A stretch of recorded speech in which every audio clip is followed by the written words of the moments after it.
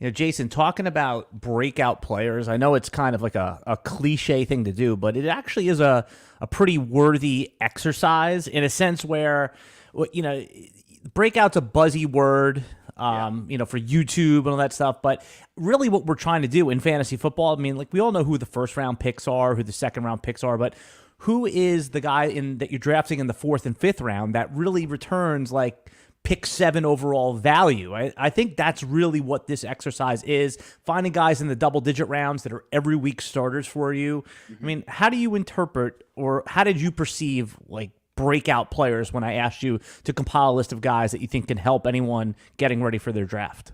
I mean, the simplest one for me is just who's going to outperform their ADP. And to another degree, for the most part, who hasn't done it yet. But I do have a couple players that in the back of my head that, maybe have already broken out, but have, their breakout has been forgotten about, maybe some re-breakout, if you will. Yeah, I agree with that. I think that the guys that I've been thinking of too are who's going to beat their ADP. And when we mean that, we don't mean like your 14th round pick performs like a 9th rounder, which is good. You want that. Yeah. You need that on your roster. But what we're going to try to do today is give you some names of players and strategy conversation, roster build construction of breakout players that really will try to help you, I said gain an edge in your fantasy league because it's so hard. I mean, what do you think the edge is in fantasy football nowadays? I mean, because it used to be when I first started playing, like just reading RotoWire, like getting the news and knowing who the backups were. But now, even like the dopiest person in my office will know who the third running back is on like the Bears. Yeah, I think one thing I'm trying to really lean into this year, and it's probably terrible, we'll see how it goes out, but I'm really trying to rely on my gut feeling and my personal analysis because that's the only thing that's different these days. Every single person, as you just said, has every single stat at the click of a button.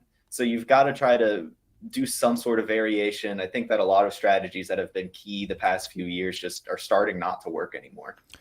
And I'm here with Jason Allwine. Did I say it right? Yeah, you did. All right, Jason Allwine. Yeah. I'm here with Jason Allwine. I became aware of Jason because he does pretty much a daily fantasy football show called Wake and Take. Great name. And he just gets you up to date on everything that's going on. I mean, it's something that I tune into a few times a week. And if I don't feel like reading the news and I'm making my breakfast, Jason, I'll flip your show on and you'll just get me up to date on everything's going on. It's really a useful show because by the time most podcasts come out, it's already like a few hours delayed. You were talking about Tank Dell this morning and all the other guys that just like the stuff I need to know to get my day going as a content creator. And certainly if I'm doing some fantasy football research. Thank you. I appreciate that. Thank you for tuning in. I didn't know. Yep. Yeah, no, it's a real utility. So, just tell everyone quickly before we get into the meat of our breakout players, very quickly, how can they find you every morning like I do? Yeah, it's on the Player Profiler YouTube channel Monday through Friday at 10 a.m. Eastern. And I'm usually tweeting it out too. My personal Twitter is at JFootballWine. Yep, and that's all linked in the video description below. Nice. Just before we get going here, the RotoWire Fantasy Football Podcast is brought to you by Rival Fantasy, Circa Las Vegas, and Fantrax, and we'll talk about them a little bit later. It's the list of sponsors is long, and we're grateful. But man, I gotta make sure I get that all right. All right. First of all, Jason, how many managed leagues are you going to be in 2023, seasonal and dynasty put together? Without like going for a specific number, probably about 10. I don't like to do too many. I really don't. Some people listening to this say 10 is not too many. You're too much in the content creator world where we do dozens of leagues. 10 is a lot of leagues, just so you know. It is. And I jumped up. I was only in 4 last year, so I've over doubled. Yeah, wait till you see it. Because I remember the days, because, I've documented on this podcast, I'm in well over 40 managed leagues. It's complete hell. It's horrible. I don't recommend that for anybody. It's just what happens, between my dynasty leagues and jumping in other people's leagues. So going from 4 to 10, though, you have to be on it. Waiver wire is like now a full-time job. So now what's your dynasty redraft split? It is all dynasty. I will probably play in 1 redraft league this year. Oh, okay. All right. That's good. I've been, getting rid of some redraft too, but I'm doing some drafts for the NFFC, which I love, and anyone who that likes high stakes fantasy, I certainly urge you to go to NFFC, playnffc.com. And a couple home leagues here and there. So before you know it, I say like I'm going to do one or two, but it ends up being 9, 15. Who knows? Who can keep count? Yeah. All right. Let's talk about breakout players. We already defined it here. Who's somebody, when I said to you, bring me a few breakout players, who was the first person that popped in your brain and why? The first person was James Cook. Running back on the Buffalo Bills. Yes. Yeah. And that's just mostly because, I'm not really believing in Damian Harris being that significant of a role taker aware. He only got a $1.7 million contract. And last year, James Cook was just incredibly efficient. He led the entire NFL in breakaway run rate. He was third in yards per touch and second in true yards per carry. And I mean, there's some receiving work to go around as well. If you count Devin Singletary's targets from last year and add up James Cook, you've got a pretty good 86 targets to go around in that offense. And I think pretty much all of that's going to go to James Cook this year. So he's getting drafted in the 6th to 8th round, depending on what platform you're on. What kind of numbers do you expect James Cook to have? Like how many, just off the top of your head, just spitballing, how many rushing yards, if he plays a healthy season, how many catches, how many touchdowns? Yeah, I guess give me 50 catches for 300-something yards and 3 receiving touchdowns. And give me, I don't know how many rush attempts, but give me 1,100 rush yards. Okay, wow. So if he does that, he's like a 3rd-round pick. So this is a player. You've been getting him a lot, I'm assuming, in your drafts. Yeah, and I mean, pretty much all of these players that we're going to talk about today have been hyper targeting. I'm not one to hedge my bets. I when I'm convicted in a player, I get them. I overexpose. It's funny you say that because so many fantasy touts, myself included, I'm rooting for and against every player every week. It's horrible. Like I'm telling you, my life in fantasy football has become miserable because you're too spread out and diversified. So don't let anyone tell you that you're overweight on this player. Now, I want to talk about James Cook here because, normally if we would say a 2nd-round drafted running back in the real NFL draft is going to be the lead back on a good offense, I mean, this player at very least would be a 4th-round pick. What do you think is driving James Cook? What's the skepticism, do you think, from the general market on James Cook? Why is he a 6th through 8th round pick, depending on the platform? I think just the Bills running back just kind of had a stink to it. You go back to when Zach Moss and Devin Singletary were first kind of sharing that backfield, and you just couldn't ever decide between them. Plus, you've got Josh Allen taking so many carries and rushing touchdowns away as well. But, I mean, I'm not really worried about that with James Cook. He's incredibly explosive. He has pass-catching prowess, and again, attached to an explosive offense. I really think that he's going to be able to get it done. The other thing that you mentioned, you talked about Damian Harris. That's exactly the kind of running back that you want behind him. You don't want you don't want someone that's going to take 50% share. I mean, at best, Damian Harris is going to be a goal line short yardage guy, and maybe that's going to come from Josh Allen's share. And what if they don't want Josh Allen to run as much when they get in close, especially in the first 6 weeks of the season? Yep. Yeah, no, I like the James Cook pick. I haven't gotten him. I'm trying to think why. I think sometimes in the 7th-ish round, I've already drafted my running backs, so I tend to probably go with my tight end. I've been getting Evan Ingram, Darren Waller when he falls there. I think that's been it, but I need the rest of the best balls that are coming up. I think that's a really good pick. I love drafting running backs early, but the more I draft, Jason, I realize that the market is just not cooperating. Do you agree that even if you're a running back drafter, you need to really get 3 wide receivers in the first 5 rounds? 2 in the first 4? Yeah, I would say 2 in the first 4. It really depends. I mean, I am someone who believes that you're able to find wide receiver talent way easier than the other positions. I think if you can lock down a top tier wide receiver, at least in the first few rounds, you're fine. I'm one of the people who likes to have a cornerstone at every position. So I like to go through, I like to have my quarterback. I like to have my running back. I like to have my wide receiver and maybe my tight end, depending on who's there. And it really just depends, but I do find value in the wide receiver position enough to where I'm okay punting if I have to. I like to let the board come to me. I'm not reaching just to reach a certain amount of wide receivers. I think the difference here in philosophy is really whether it's best ball or redraft. So in your typical managed league, your home league, here's the problem with fading wide. And I want to fade wide receiver early, but here's the issue. Let's say that you push or punt wide receiver after your anchor guy, and you have to start 3 guys. So let's say you have Tyreek Hill or whoever in round 1, Cooper Kupp, and then your rest of your wide receivers are like Tyler Lockett, Mike Evans, or in that range right there, and that's good, right? We like Mike Evans. They might be boring picks, but the problem is when those guys have 2 bad weeks in a row, you're like, oh no, I can't even do I start them? Do I start Darius Slayton, who I picked up in the last round, has had 8 for 80 and 6 for 70, and then you get into these crazy start-sit questions. Whereas if you get 2 wide receivers early, if you go Kupp and Olave, and then a third wide, even if those guys have bad weeks, they're like auto starts in your head. So that's the problem I struggle with, because I want to do the same thing you did.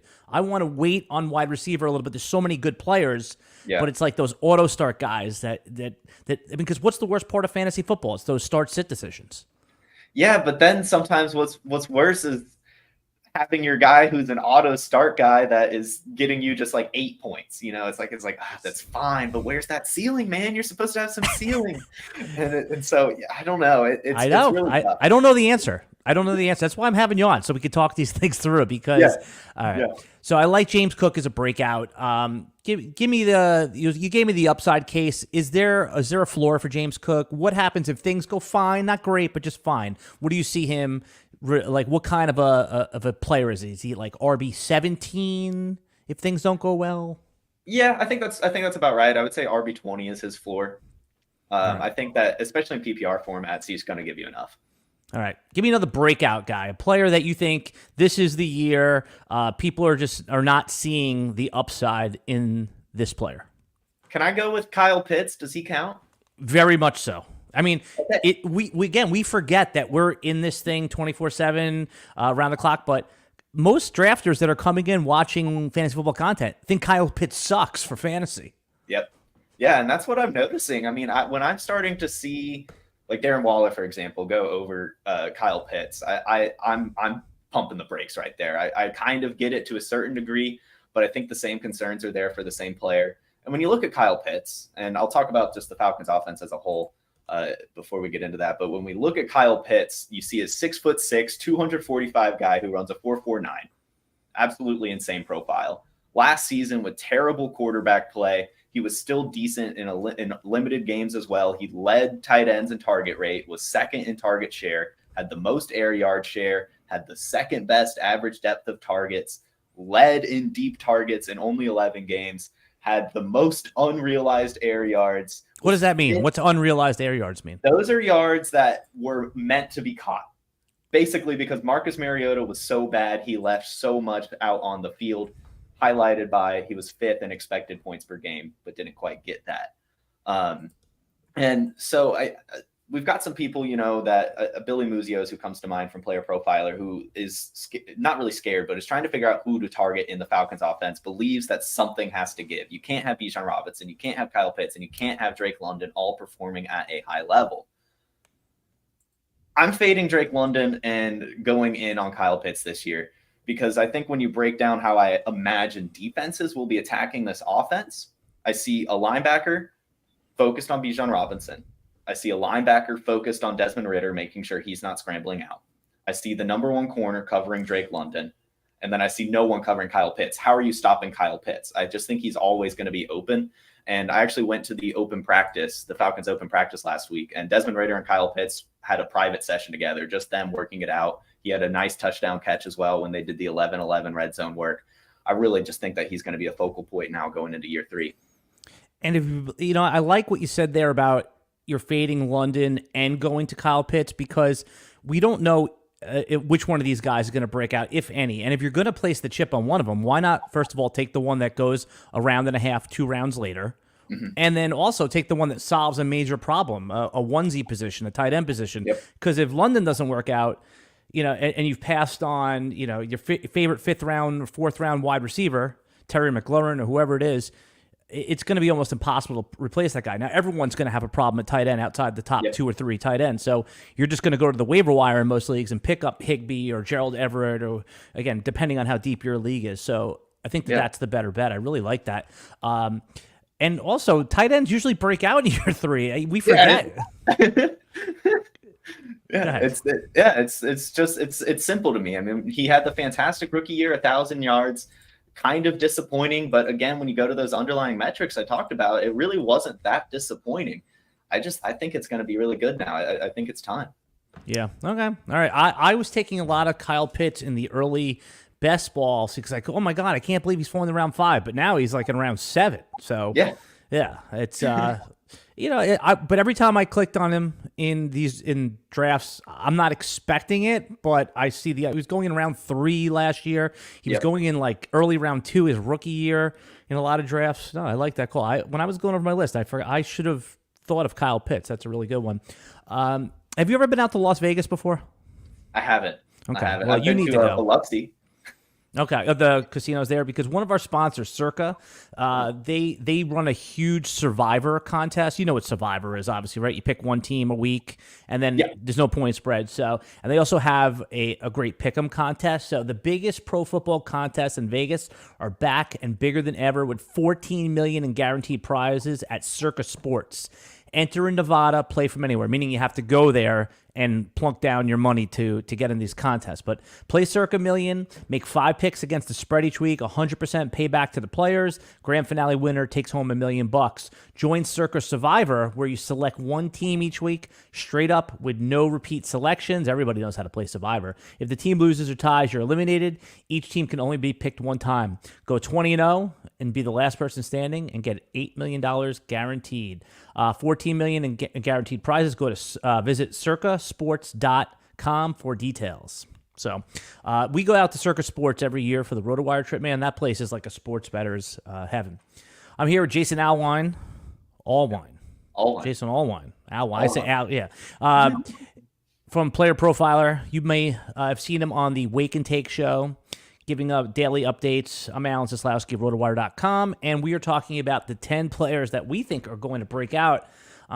I think Jerry Jeudy's going to break out this year, and the reason I pick him is, like, again, he goes in some of these sharper drafts in the 3rd round, but your home league will go in the 4th or 5th round, depending on where they draft wide receivers. Everyone likes Jerry Jeudy, but last year in the home stretch, one of my favorite fantasy football strategies, Jason, is to look how players did with those last month and a half of the season.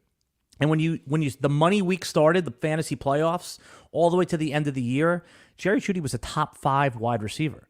So is it guaranteed to happen? No, but we saw the upside. And then when they got rid of Nathaniel Hackett and the offense was, quote, freed, I think he was like wide receiver 1 or 2 one year. So if you're in a league and you need to take him in the 3rd round, if you are taking running backs early and you want a player that could be wide receiver 7 overall this year, I really like what I saw from the end of the year from Jerry Jeudy, and obviously the Sean Payton coaching upgrade. By all accounts, Jerry Jeudy's the wide receiver 1. Tim Patrick injury consolidates the targets a little bit.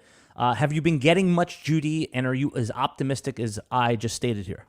Yeah, and Jeudy has been someone I was really hoping would break out last year too. I like it a lot. I like the call. Hopefully he hits that 1st round draft capital, that worth.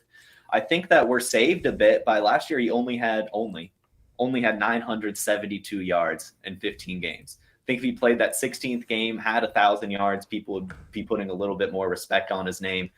I think that, all of us really, every single fantasy football analyst I've talked to really is expecting the Broncos to take a step forward, expecting Russell Wilson to bounce back. And I think a big part of that could definitely be Jerry Jeudy. Yeah, and when we talk breakouts, it's, Jerry Jeudy goes in the top 50 picks. It's not like he's not an unknown player. This isn't a sleeper. This is a player who, again, I'm not saying this year's Cooper Kupp. I love that cliche. It's one of my favorites. But Cooper Kupp was a player that was in the 4th round and returned number 1 overall wide receiver value. I mean, that's what I'm talking about. A player that goes in the 4th round that could end up giving you a top 12 finish.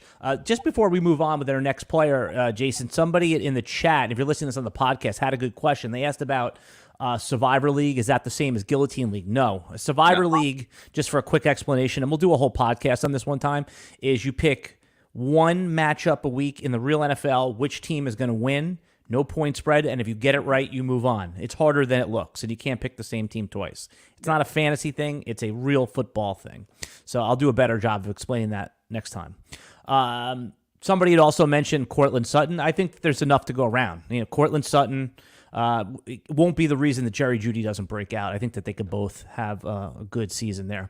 All right, give me another player that we should be talking about as someone that's going to break out in 2023. George Pickens. Ooh, sexy. George Pickens. Yeah. Mr. Twitter highlight himself. Yeah. And I think that there's more to it. I think, just the Steelers offense in general, I'm projecting to get a little bit better. And last year he was used really well. He was 7th in deep targets, 3rd in average depth of target. Pretty decent. Kenny Pickett takes a step forward. He's going to connect on those a bit more. And we've already seen the contested catch ability. And I'm just not a big Deontay Johnson guy. I think that George Pickens does end up earning the true alpha role here. And I think that we're going to be wishing that we took George Pickens a lot earlier than he's been going. Yeah, I've put out a couple pieces of video content with the Deontay love, but I'm a little nervous about it. I'll admit that. Mm-hmm. George Pickens, it's hard to deny what you see on Twitter, and there's always going to be someone in my drafts that like him better. He's someone that I have faded, but I'm scared. I need to get him a little bit because it's at my own demise here. Now, the reason for Deontay is that, the 145 targets last year with no touchdowns, and he was still wide receiver 30. Had he gotten even just 4 touchdowns, he would have been wide receiver 19. You're getting him so cheap. Why can't both guys eat? I think they could. I mean, I think that there's plenty to go around, and this is part of the reason why I'm not like crazy in on Pat Freiermuth at cost, is because I do believe that George Pickens is going to break out. I believe Najee Harris is going to have a better year. I believe that Deontay Johnson's going to score some touchdowns too. So I think that everyone is going to be a pretty good producer. I'm just expecting George Pickens to be the more exciting of the bunch. Oh yeah, he'll be, he'll have that Odell Beckham one-handed catch this year where the cameras are flashing. Now, I also read something this morning about the rookie tight end Darnell Washington. I don't know if you covered him on your Wake and Take show. They're saying that he's going to be a major end zone threat as well. I mean, what is he, like 6'8", like massive? Yeah, he's massive. I actually went to the UGA Pro Day, and that was about the only thing he could do was work in the red zone. I mean, he's not a fantastic route runner or anything, but his size, he uses it well, and he can go up and get it. I think that makes a ton of sense.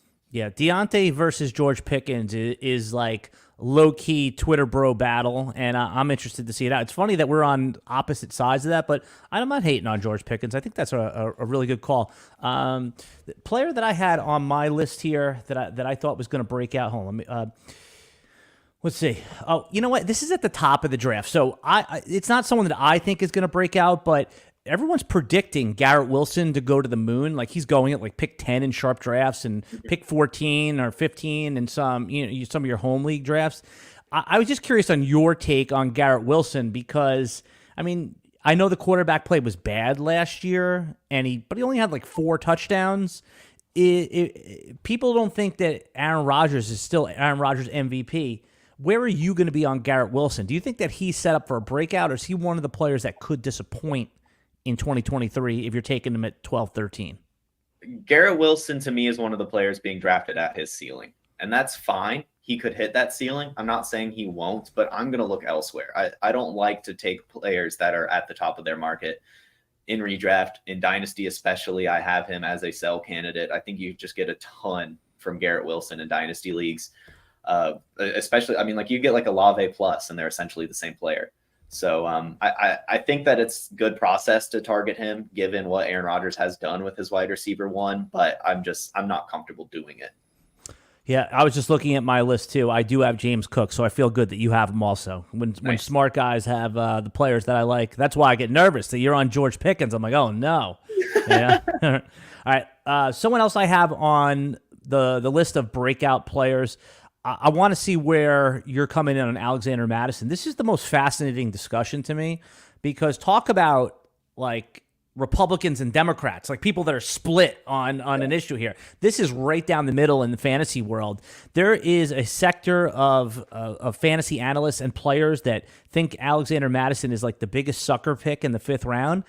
And there's players like me who think that Alexander Mattison, everything lined up. Dalvin Cook left. They paid him decent money. He's always been the next guy up. He had his chance to go anywhere. He chose to stay with the Vikings. Sure, we like the players that are behind him and Ty Chandler, etc. But this is Alexander Madison's backfield. It's like, don't overthink it. Boring player, has the opportunity.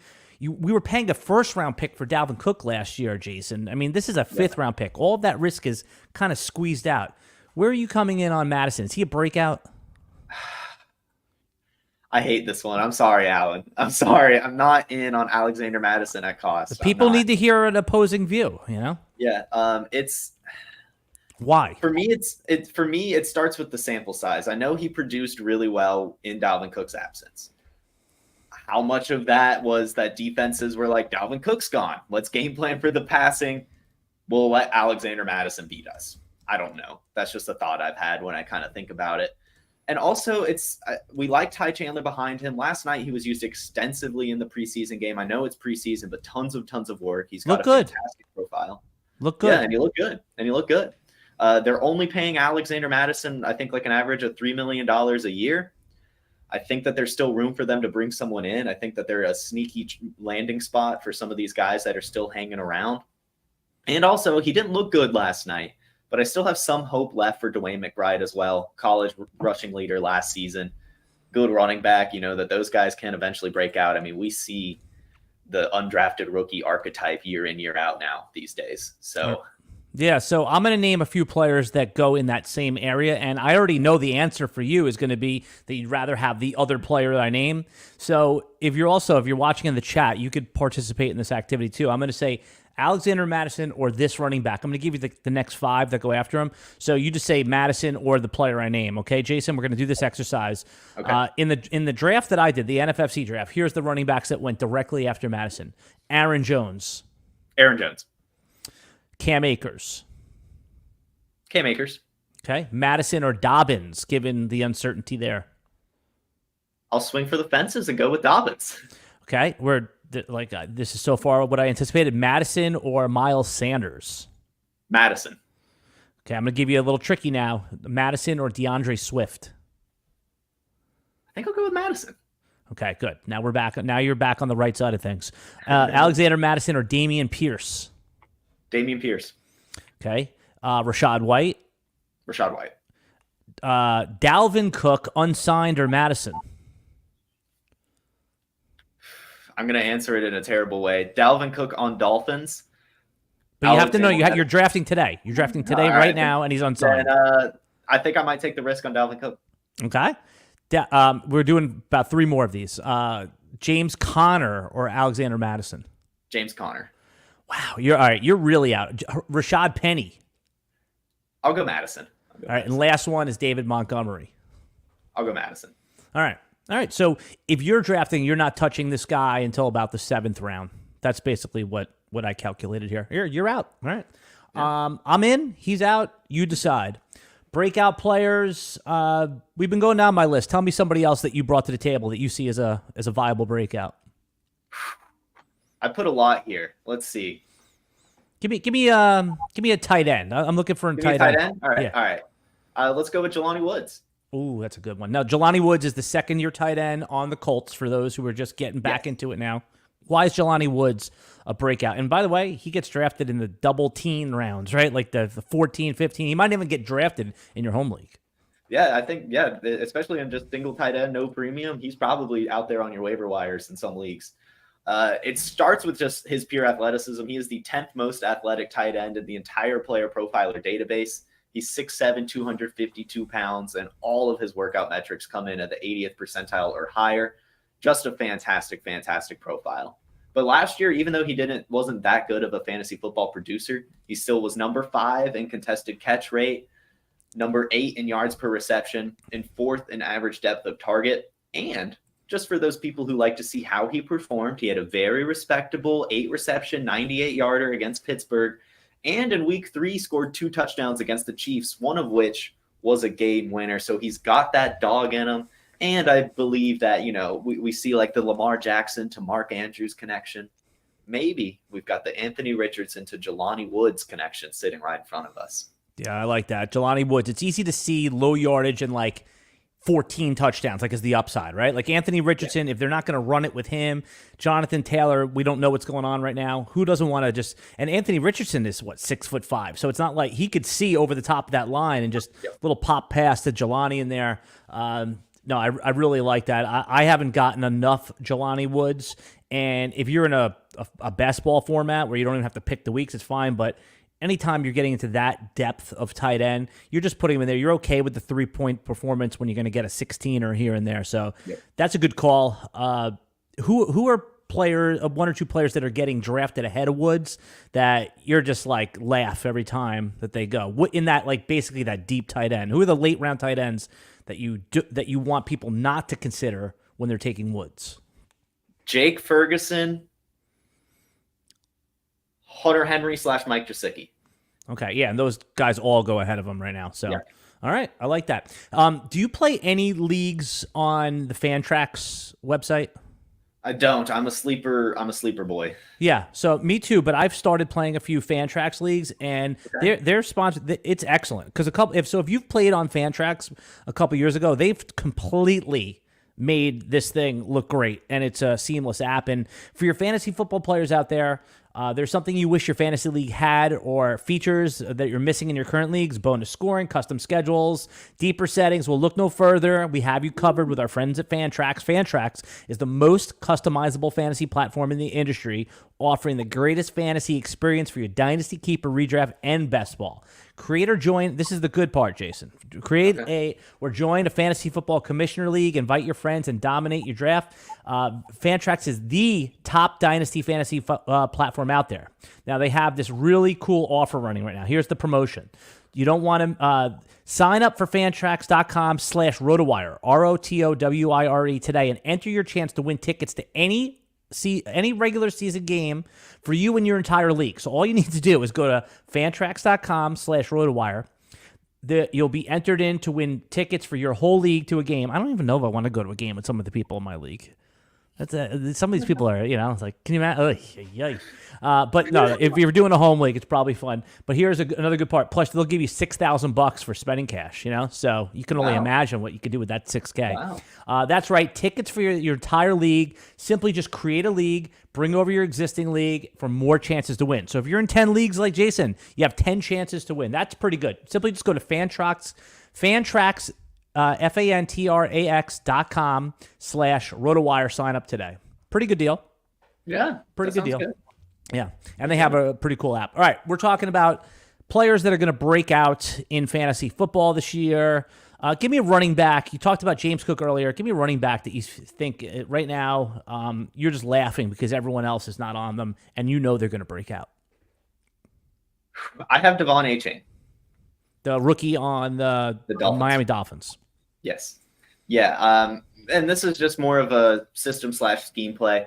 I know originally people were upset that he didn't even weigh 190 pounds. He came in at like 188 or something like that at the combine. He is officially up to 197. He ran a 4.32, and I just can't draw up a better landing spot than the Miami Dolphins. Reports out of camp are that he's absolutely impressing. He's getting receiving work, and he's breaking away run after run. I just think that there's going to be a ton of that next year. And with the people who have the health concern issues, if both Jeff Wilson and Raheem Mostert can stay healthy on that team for most of the year, I think Devon Achane can as well. I mean, Raheem Mostert and Jeff Wilson staying healthy. I mean, what world are we living in now? They're almost guaranteed to miss 4 games each, or 8 games combined. So, Achane, I guess really if Achane was like a 220-pounder, we'd be taking him, right where we were taking Jahmyr Gibbs, right? Or right after. I mean, it's just his size is the deterrent, and by all accounts, he's looked the part. Why can't he be the next Darren Sproles or even Chris Thompson or somebody like that, right? Yeah. Yeah. Somebody had a question. We didn't really plan for this, but they in leagues that play with DST, defense special teams, do you have any defensive strategy that you use or a breakout defense that you could recommend to anyone? I'm actually one of those sickos who have fully converted to IDP leagues. Oh, okay. So it's really not off the top of my head. One thing I would probably look for or have always looked for is defenses with bad offenses. because I believe that they provide a safer floor just because teams aren't normally scoring a ton of points on them. It's just a mucky game in general week to week. So if you can get yourself maybe the Texans defense, I think is one that could impress. Jalen Petrie was fantastic last year. And they just brought in Will Anderson, as well as now, who was that rookie? The rookie corner that they drafted last year. I know what you're saying. Yep.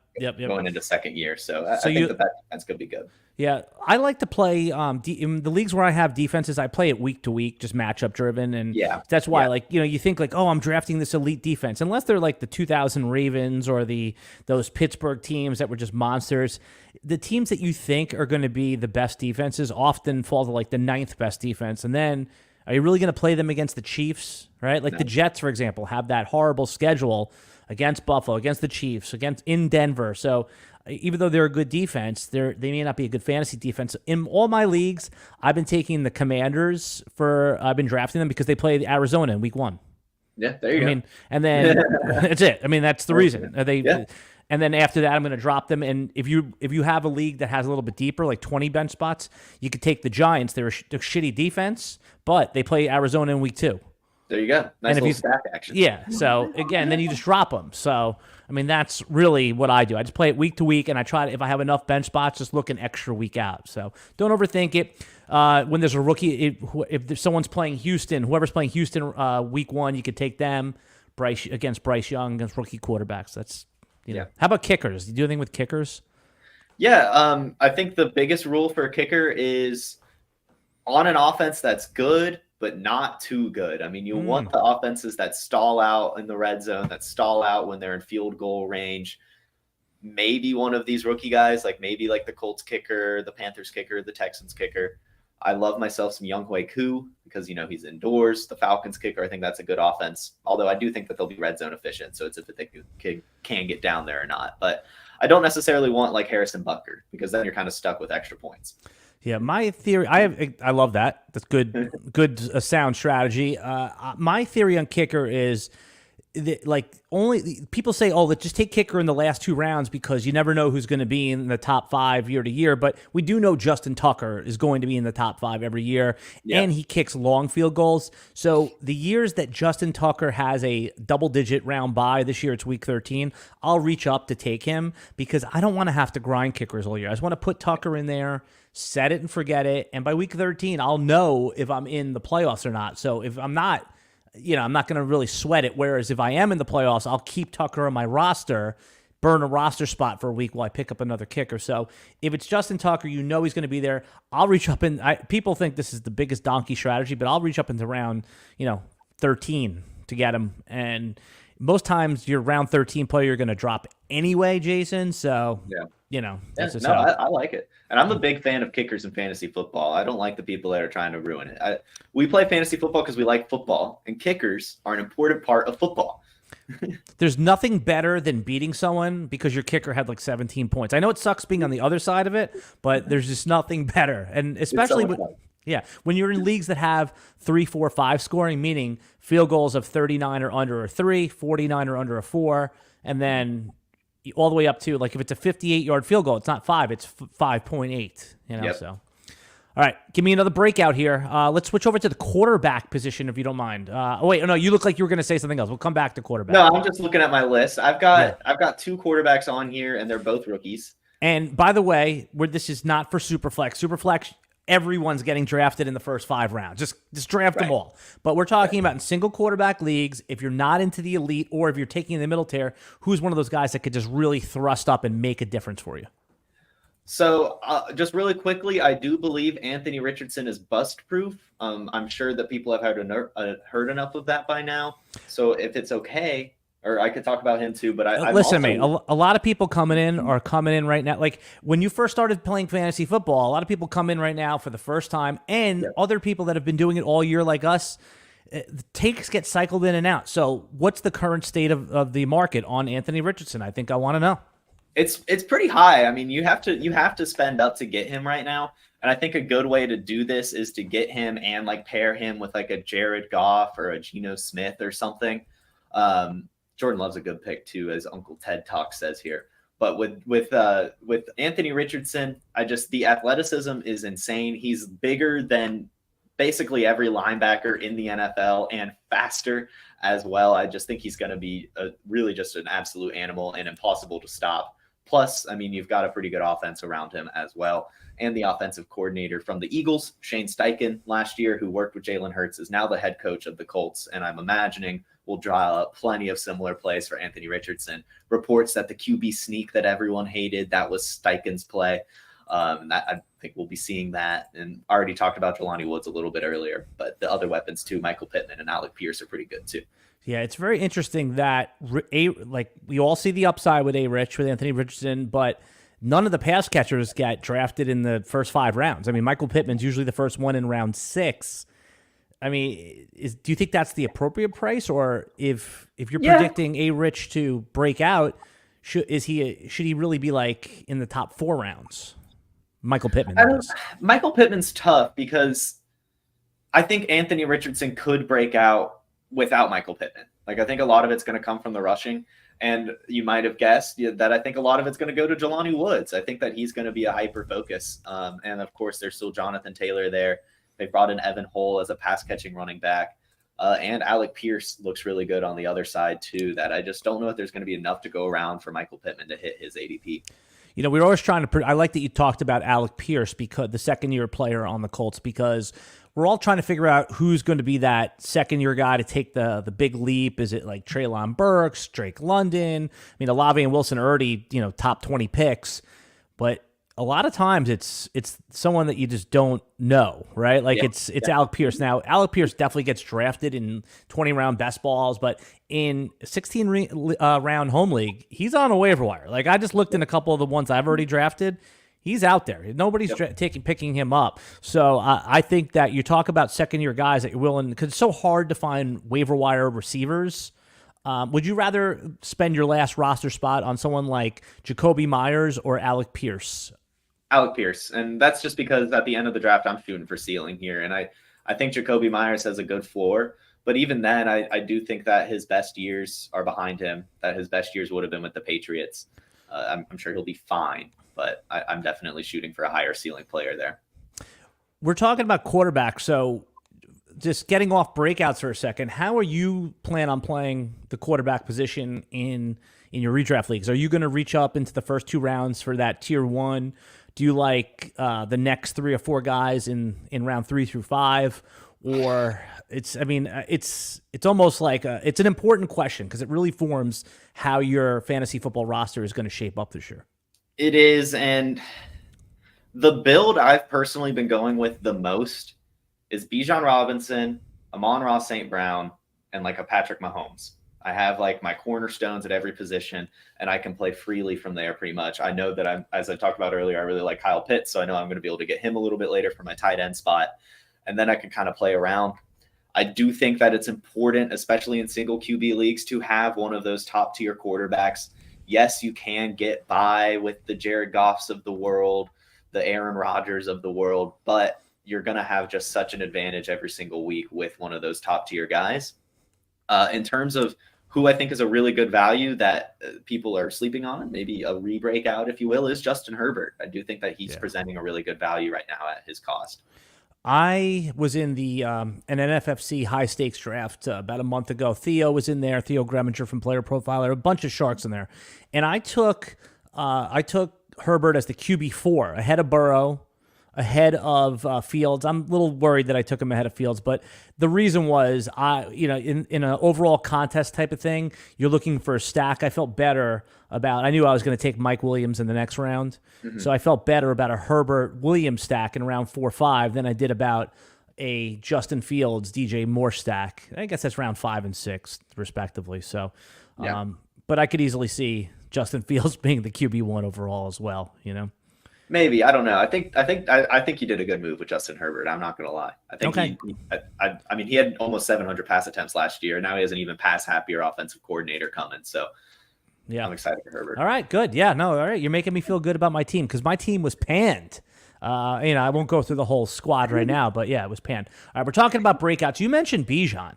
I had been saying on all the podcasts that I do that I would take Bijan anytime Justin Jefferson's off the board, meaning at pick 2 on, and we're going to talk about him in detail in a moment. I have changed that stance, not because I still have Bijan as my number one running back in fantasy football, and we'll speak this through. But it's just that, as I talked about at the earlier part of the podcast, getting a first-round wide receiver, especially in the top 6 or 8 picks, has become more important to me structurally in 3 wide receiver drafts than getting Bijan. But let's talk Bijan. Did you have him as a breakout? Like, where are you taking him in your fantasy drafts? Yeah, I'm taking him if he's there in the first round. I think the only players How early? Oh, yeah, we're about to say. Okay, so who? I'm not taking Jamar Chase or Justin Jefferson over him. And depending on my mood, you're not taking them over. You are taking them. I am. Sorry. Yeah. I'm taking Chase. All right, let's go through this. Let's go. So you'll take Chase and Jefferson over him. Yep. Okay. What other wide receivers would you take over him? No other wide receivers. Okay. What other running backs? No other running backs. So you're taking him at pick 3. I might take Kelsey depending on my mood. You're taking him at pick 4. Yeah. Pick 4 to smash. Pick 4 is a smash. 3, I'm thinking about it. You're my kind of guy, Jason Allwine. All right. Why, though? Tell everybody why. They're sick of hearing me say it on this pod. Mostly it's a gut feeling. I mean, obviously, he's a really good athlete and everything, and he's a rookie, so it's really hard to project how good he's going to be. But when you look at the profile, when you look at his usage, and when you look at his landing spot, I have mentioned I'm from Atlanta. I have been hoping and praying since they brought in Arthur Smith that they would give him an elite running back. I've never understood why you would hire a head coach because of Derrick Henry and then not give him a prospect similar to Derrick Henry in any regard. Now they've finally done that. They've spent up the draft capital. I see all the pieces coming together for this offense. I think the offense is going to be incredibly efficient. I think he's going to be a big focal point. When I went to camp, he lined up as a wide receiver more than half of the time. Like, he was always out there. That's tons of receptions are going his way. Plus, of course, the running back usage behind one of the best offensive lines in the league. I'm latching on to Bijan Robinson wherever I can. Let me kiss your feet. Come here, bring your feet next to me. Let me kiss those feet of yours. I can't give those out for free. Oh, come on. All right. Well, I'll go to your OnlyFans, Jason. I'll get your feet pics. I'll pay for them. You could get Jason's OnlyFans in the description below. Now we're talking Bijan Robinson, like you said. I think the floor is high, ceiling's high. Everything you said. People say, well, I'm not going to draft a rookie running back that's never played in the NFL. I mean, the easy comparisons in the last half decade: Zeke. He was RB3 his rookie season. Barkley, RB1 his rookie season. There is precedent for it. You outline the Arthur Smith stuff. The only other pushback that I get on this is, Tyler Algier was, by all accounts, a successful running back with 1,000 yards last year. And I said, what did they run, like 500? How many times did they run last year? Even if Tyler Algier gets 150 carries, like, there's still plenty for Bijan to get like 300. It's like, that's how much they ran last year. Yeah, exactly. Like, there's just plenty to go around. I mean, I think even Cordero Patterson is going to have a really big role in this offense. So it's not to say that Bijan Robinson is the main guy of this offense, but he's just going to be really efficient and get so much volume. And I mean, you brought up Zeke and Saquon. I mean, you could even bring out James Robinson and Phillip Lindsay, undrafted rookies that ended up leading the league in rushing their rookie season. So it's out there. Good call. But you didn't have to spend a first-round pick on those guys. No, you didn't. Right. Well, that's what I'm saying. Zeke and Barkley.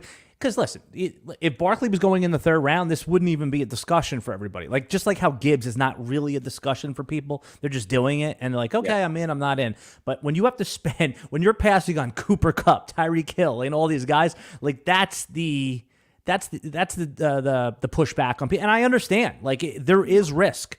When you take Cooper Kupp, or, a healthy Cooper Kupp, there's no risk. When you take Tyreek Hill, there's no risk other than, the injury stuff.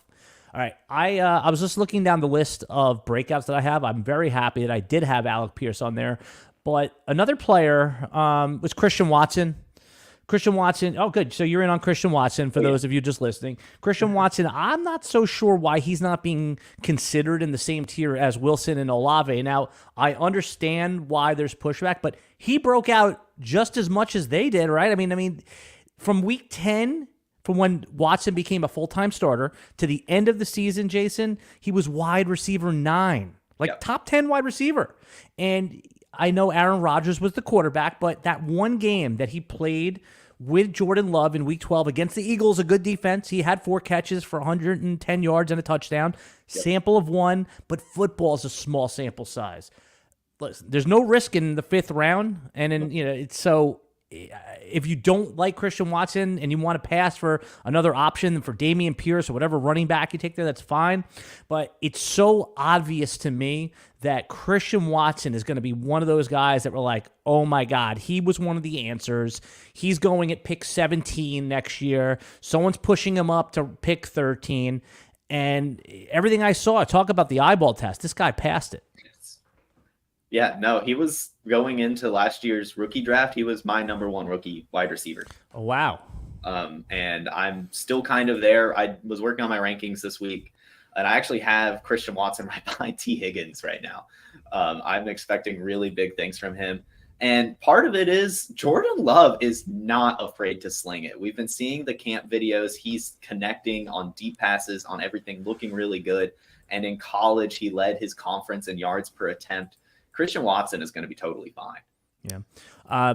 We're going to do lightning round, some breakout players, but first want to tell everybody about Rival Fantasy. If you're looking for a place to play head-to-head fantasy football games without huge tournaments, salary caps, or complicated game types, then Rival Fantasy is what you want to play this season. From a twist on the classic game with Fantasy Bingo, where players generate a lineup to complete achievements and get bingo, or head-to-head fantasy challenges where you'll pick which of the 2 players will score more fantasy points. This is the best of fantasy sports. For 2023, Rival is offering a new user deposit up to $200 match. You see a lot of 100. This is $200 match plus $25 first play voucher.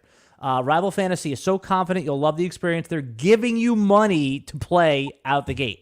Experience the future of fantasy sports on Rival Fantasy and become a rival today. Let me see if I have a code for that one, because that one sounds good. When they're giving me money to play, yeah, I'm playing. Here, let's. This is great radio right here.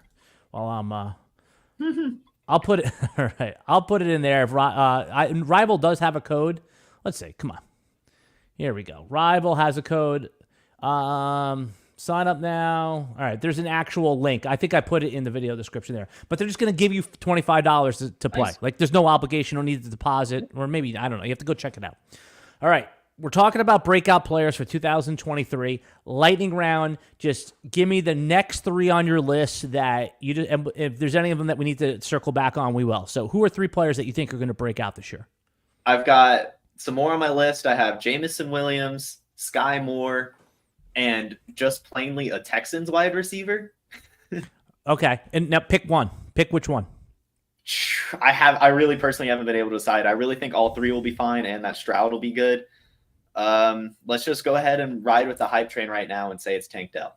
All right, right. Well, right now on the tech, and by the way, I have Sky Moore too, so we'll talk about him in a second. But Tank Dell, you can already see now he's going to be drafted now in 16-round drafts because of last night. On the depth chart, which doesn't mean much, he's 4th right now behind Noah Brown. And they're just 2 different receivers. Noah Brown, a blocking receiver, big guy. And then I don't want people to sleep on Robert Woods. I always get eye roll when I talk about Robert Woods. But, yeah, no, it's easy to see Tank Dell. CJ Stroud wanted him on the team. The coaches are already talking him up. So I like that. So from now on, when someone asks you about which Houston receiver, say Tank Dell. Say Tank Dell. I think that's a good one. It's a good buzzy name. All right, Sky Moore, why is he going to break out? We haven't seen a Chiefs receiver break out since Tyreek Hill left. Yeah, I mean, and it's really just, Tyreek Hill had a rough rookie season. Sky Moore had a rough rookie season, but he scored a touchdown in the Super Bowl, started to come on strong, and reports out of camp are that he is always the first team wide receiver. Even in 2 wide receiver sets, he's out there. And we're seeing good clips and everything from him. He looked great in college. So I'm taking a chance on him. Out of all of the Chiefs wide receivers, it's got to be Sky Moore. Yeah, and the price is right? He hasn't really gone up too much either, right? The Kadarius Toney injury, which sent him down, I thought Sky Moore would basically take his place in the ADP. It hasn't happened. Sky Moore, was he going like the 7th or 8th round? Sometimes later. Yeah. Right. In your home league, he'll go in the 10th round. People aren't going to be in on him. Now, if he breaks one in a preseason, then it's a different story because everyone watches on every device now. Yeah. How about Jahan Dotson? I already see, and that's the reaction. And for those listening, Jason did this thing where he shakes his head side to side. He's not sure. It's a little icky. But the guy scored a lot of touchdowns last year. And, you could say when he did play, that was luck and touchdown regression. But if you look back, I looked on Player Profiler. He scored touchdowns in college too. Like he did this at a double-digit rate. And nobody likes drafting Terry McLaurin in like the 4th round. Dotson in the 7th round, he's got better draft capital than Terry McLaurin. So what's your skepticism on Dotson? Why are you not as why is he not on a list of guys that could really break out? I mean, and by the way, think, sorry, I'm just going to say, for the clarifying, he's the second-year receiver on the Washington team. Yeah.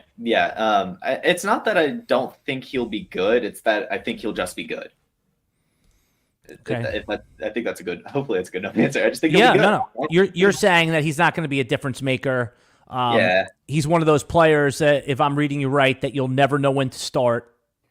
You'll probably start him every week, but I mean, I'm not expecting you to like get many 20+ point games out of him. I think he's a 8 to like 16 kind of guy. Yeah, if I'm going to give bold predictions, we do a big bold prediction, one for every team at the end of the year, and I've already written down Jahan Dotson will outproduce Terry McLaurin. So, that's going to be... I don't mind that at all. I don't mind that at all. And he's like a supercharged Tyler Lockett. That's how I always saw him. So, and he was hurt a lot last year. And if Sam Howell breaks out, great, which our guy in the chat, Brandon Adam, thinks Sam Howell's on already for a big breakout. And if it's Jacoby Brissett, we've already seen him support Amari Cooper and, and have some good fantasy players, pass catchers already. So you would name, who was some of the other guys you'd ask? You said Sky Moore. What was that last list? Jameson Williams. Yeah, talk about him, because we're going to be on opposite sides of this, because I'm not on Williams, but I want to hear why, because I do understand why he could be an upside play. Yeah, I mean, I think mostly I love his cost right now. Even with the suspension, I know it sucks to have to eat those 6 games, but you're not getting anyone with that kind of upside at that point of the draft. And it's really just a Lions offense play. The Lions last year, 10th in team pass plays per game. Jared Goff had the 6th most pass attempts. He was 7th in deep ball completion percentage, which is where Jameson Williams will be. Goff was 7th in yards per attempt, 7th in deep ball accuracy. And DJ Chark last year, who profiled similarly in only 11 games, had 500 yards and 3 touchdowns. Jameson Williams, a better prospect. Before the injury, he was going to be the first wide receiver taken, and it wasn't even close. I just think that we're finally going to see what it takes. And I mean, his only catch in the NFL is a touchdown. So yeah. I mean, that is the upside. Here is the downs, not the downside case, because we know the downside case is that he's not good, right? And that he's a knucklehead type of thing. But if you're drafting in your typical home league, not best ball, right? Your home league where you have a 16-round draft, maybe a 17-round draft, and you have 5 bench spots, 6 bench spots, you're going to have to, and if you can IR Jameson Williams, which in most leagues you can't, but if you can, this is a moot point. Draft him, like, for all the reasons that Jason just told you to. It's a great analysis. But when you only have 5 bench spots and you have to now burn one on Jameson Williams, there's an opportunity cost that you should understand. I'm not telling you don't do it, but when those hot free agents come up, it's gonna be tight to hold him. Maybe not at first, because you're gonna drop some other guy, but the bye weeks come up starting in week 5, Jason? Yeah, or maybe 4. 4, right? So 4. So now it gets a little tighter, right? And then so you're going to miss out on the next Elijah Mitchell. You can't even bid because you don't have the roster room for him. So in most leagues, it's okay to do it, but understand there's an opportunity cost. Now, let me give you another scenario. You held Jameson Williams for the 6 games. Are you going to want to start him right away in week 7? No, you're going to want to see how it goes. Let's say it doesn't go well. Let's say it's 3 catches for 38 yards. Now you can't start him in week 8. Then the bye happens. And now all of a sudden, the fantasy season's basically over. So the other side of it is what Jason said. First game, 8 for 80 and 2 touchdowns. Struck gold. So, and that is the upside play. But just understand, it's that not being able to hit the waiver wire as aggressively as you want to, and then the wait and see approach. So I see both sides of it, and I think it's format dependent. Yeah, I think so too. Last year I kind of drafted a decent bit of DeAndre Hopkins. And in one league, I did drop him. I mean, I regretted that so much. So maybe I'm just overcorrecting. Yeah. So if you like Jameson Williams, another strategy, what you could do is wait for the other guy to drop him in week 4, and then go get him in week 4. Right? Go aggressively bid on him. So I'm not willing to tell Jason he's wrong here, because it's a good case, but it's not, with so many options out there. It's going to be tough for me to do it in my rosters. All right, you did it, man. I enjoyed talking to you. I want everyone to go follow Jason as I do. at JFootballWine. And there's a little double spelling in there. It's not that he likes wine. It's his last name, Allwine, is in there. And you can see Jason every morning. How many days a week do you do your Wake and Take show? I do Monday through Friday. Okay, so Monday through Friday, 10 a.m. Eastern time. You want to get up to date on what's going on for the day. It's basically, hey, this is what happened in the football world, and this is how it pertains to fantasy football. If you don't like reading articles or you just want like to play it in the background while you're commuting to work or whatever you're doing, Jason's show is the best. Our own Jim Coventry does another show where he gives you the news and analysis, but that's at 11, so you can watch both. You can put on Jason at 10, put on Jim Coventry back on our YouTube channel at 11 o'clock. Remember, everybody, right now the RotoWire Draft Kit is available, and we're going to give it away to you for free for 2 days. So basically, if you want to go behind RotoWire's paywall, just unlock it for 2 days. You go to rotowire.com/pod, P-O-D. Just put in your email and the paywall unlocks. There's no like credit card to put in. There's nothing to lapses. Nothing worse than like a free sample, Jason, when you have to like forget to cancel it, like, with like Apple Music or something, and then all of a sudden you're just getting billed every month. So with this, you just put in your email and paywall unlocks. We'll be back next week with another RotoWire Fantasy Football podcast. We're going to have Warren Sharp on. That's going to be a good episode, and we're going to talk some gambling, some player props, all that stuff. Thanks again, Jason, for coming out. Everyone should go check out Jason's links, which I put in the video description below. See you next week. Good luck in your drafts.